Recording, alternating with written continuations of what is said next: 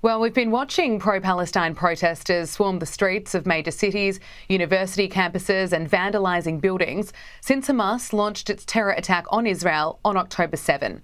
But it doesn't make watching what's unfolding in London any easier to fathom. What we just showed you is a pro-Palestine protester who climbed on the Royal Artillery Memorial by Hyde Park, which commemorates soldiers killed in the First World War, and poppies were still placed following Remembrance Day.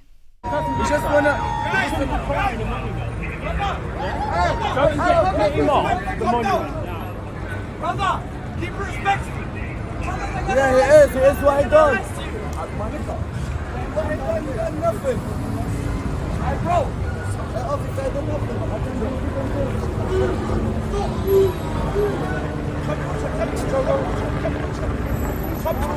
Unbelievable.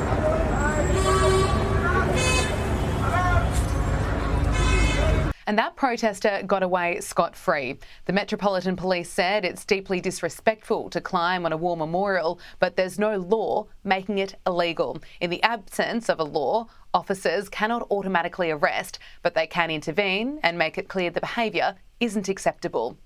But the chaos in London does not end there. Watch what this elderly couple had to endure when their car became surrounded by angry demonstrators at Trafalgar Square who shut down the streets. No,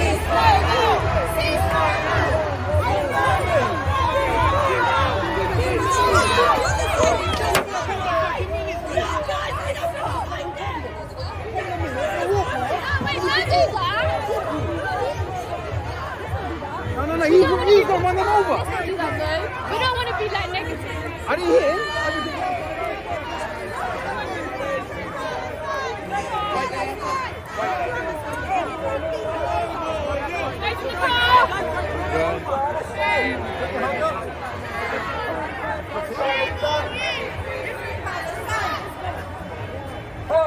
You can hear the protesters shouting at the elderly couple, Free Palestine, and one of the demonstrators used a stick to hit their car. The large crowd of protesters had a clear message to England's Prime Minister, Rishi Sunak, because some in the crowd disagree with his government's stance that Israel has a right to defend itself from Hamas terrorists.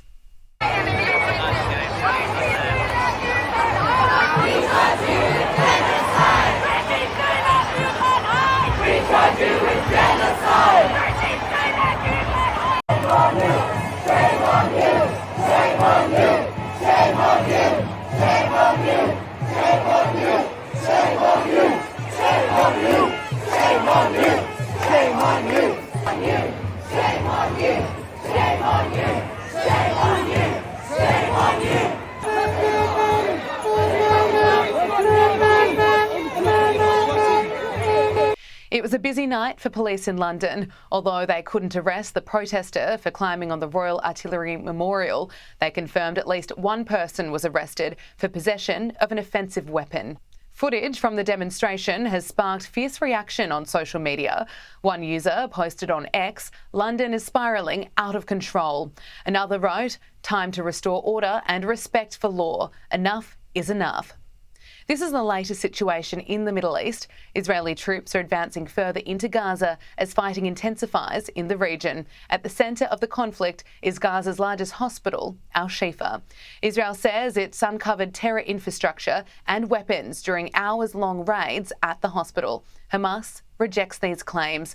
As both sides trade a war of words and attacks, civilians are feeling the brunt.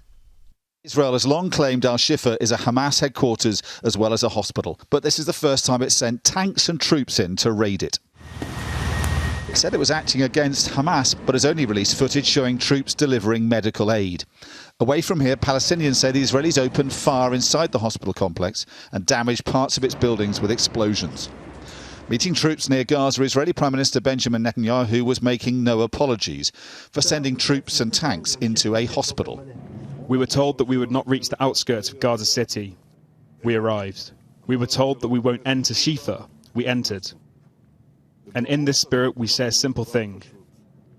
There is no place in Gaza that we will not reach. لترصد ما حدث بالضبط. Palestinians say Al-Shifa has already been attacked in recent days, claiming this was the damage. Israelis deny that, saying there was no fighting inside its compound today. Humanitarian groups are condemning the operation. The World Health Organization says it was unjustified. Israel's military incursion into Al-Shifa hospital in Gaza City is totally unacceptable.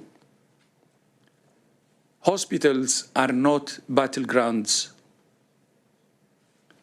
We're extremely worried for the safety of staff and patients. Protecting them is paramount. WHO has lost contact with health workers at Al-Shifa Hospital. During this war, Al-Shifa has become a symbol of Palestinian resilience, a sanctuary for thousands from Israel's bombardment, where doctors have battled the odds to save many lives.